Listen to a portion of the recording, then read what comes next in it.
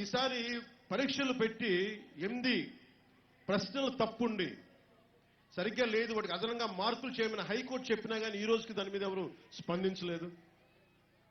అలాగే ఫిట్నెస్ టెస్టులు మాకు 15 రోజుల్లోనే పెట్టారు. కనీసం మాకు 2 నెలలు ఉండాలని చెప్పి అడుగుతూ ఉన్నారు పోలీస్ కానిస్టేబుల్స్కి వెళ్తున్న యువత. వీటి గురించి మాట్లాడడానికి దురదృష్టవశాత్తు నేను అసెంబ్లీలో లేను. దేనికంటే మన ఓట్లు చీలగొట్టేశాం. ఈసారి ఆంధ్రప్రదేశ్ భవిష్యత్తు కోసమే ఓట్లు చీలనివ్వనని చెప్పాను. వైసీపీ పతనం మొదలయ్యింది. మీకు ద్రోహం చేశారు, యువతకి ద్రోహం చేశారు. 2.5 లక్షల ఉద్యోగాలు ఇవ్వనని చెప్పి మెగా డిఎస్సీ మీకు టీచర్ల ఉద్యోగాలు ఇవ్వకుండా మోసం చేశారు. ఆ తప్పులు జరగనివ్వం.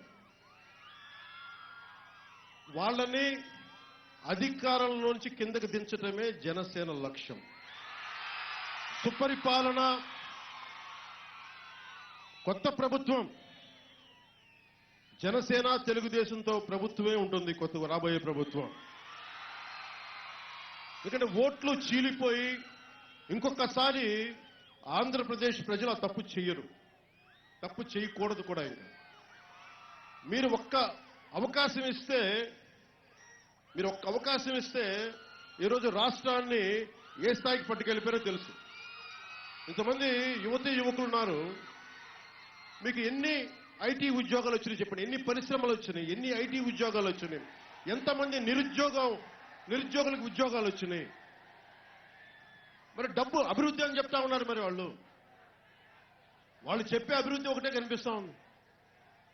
దున్నపోతు ఈనిందండి అని చెప్పి మరచెంపు తీసుకురండి, జున్నుపాలు బితుకుదాం అన్నట్టు ఇట్లా ఉంది వాళ్ళు చెప్పే అభివృద్ధి. మాకైతే కనిపించట్లా. లేదంటే ఇంతమంది ఈ రోజున జనసేన సభకి రారు.